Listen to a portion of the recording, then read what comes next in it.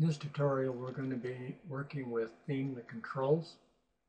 The first thing we're going to cover is changing the fonts in this entire section. So we will go to Edit, Change Fonts. We will find our Arial that we were working with prior to this. We will reduce the size down to 26. I found that this works best on 480 by 360. And I will show you why. I will check the bold and then click OK. Now, as you can see up in the dialog, we have Arial 26 and bold. In this section, we can also change these icons as well as the background. So starting in the background, as you can see, it's a 40 by 40 Pong, and if you click on it, it's actually set at these dimensions. This doesn't necessarily have to be here. What I try to do is center that little box up in the middle of your dialog box, and I'll show you it works just as well. So I would click on that background. I would go into my dialog boxes that I have created, and in this instance we're going to use Business Pong. And as you can see, it is a 40 by 40, so I'm going to double click on it, and it's brought it onto the screen. Now we need to size it. Once you bring on a custom image, you can see that it has reset everything. So if you grab this corner right here, you can move both sides at the same time. And if you run this up and get it to about 19 by 20, you'll find that it's about center. This works best for me to just try and center things up. Grab the other corner, do the same thing. Shows you a preview of the box you're going to be working with. Click OK, and there's your new dialog background.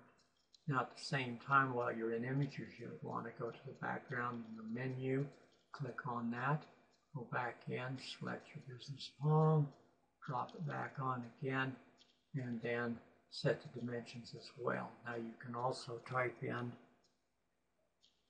the numbers. In this case, we're going to go to 1920. So in this box, we would type in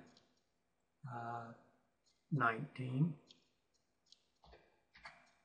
And in this box, we would type in 20. Not correct. That would be 20 here. And that would be the box you're looking for. So you can do it either way by typing in the dimensions and or sliding the sliders around. So that's setting your dialog background. You can also make changes in your icons by going in, finding a icon set, and finding those. And here you can see I have a question here, and if I changed it, I could choose to go to that blue with the background if I so desire, but at this point in time I'm going to leave that to stock. You can also change the font colors as well, and in all of these areas.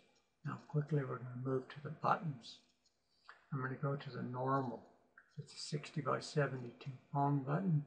If you choose over here, it's 28, 28, 9, and 9. Now you can do the same thing by sliding or typing in. So I'm going to click on this image. I'm going to go to my icon packs. And I'm going to select gray. I'm going to find my button and click on it. And then I'm going to size it. 28.9.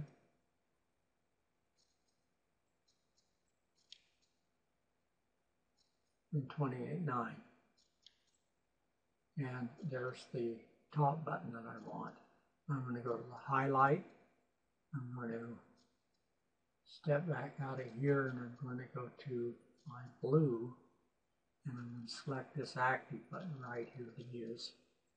And once again, like I say, you can type these numbers in, 28, 28,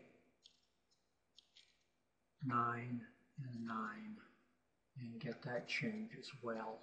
You'll also want to change your active button by I usually use the same one for it. And we will get it set.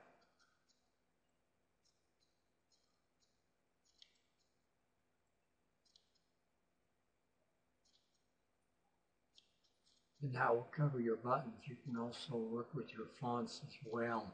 You can also change out these custom or normal highlight buttons. If you have a custom set of icons you want with it, you can change your coloring in your boxes. The other thing that I would like to cover is we'll go to the title area.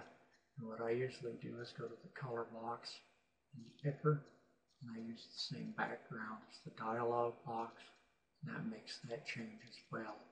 Now the one thing I want to show you is if we go to the fonts and go to the hot list, if I left those fonts in that list and left that at 30, we'll run that back up to 30, and this would be 30 as well.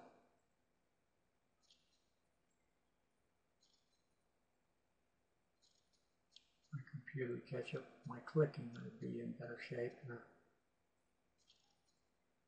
Now if you go to that phone list, if I would have left them there, you can see that this is kind of skiwampus, not working well with the cursor. So that's the reason why 26 works out best. So we'll go back here and run this down to 26. And I like to run this just a little bit lower than that. I take this down to 24. Now if you go back into your phone, you can see that it's up in that cursor area real well. This will show up much better in your BlackBerry Messenger and in your option screens when you're doing your menus. So that's as far as we're going to take it. On this video, we will pick up with the list area and the search fields in the next one.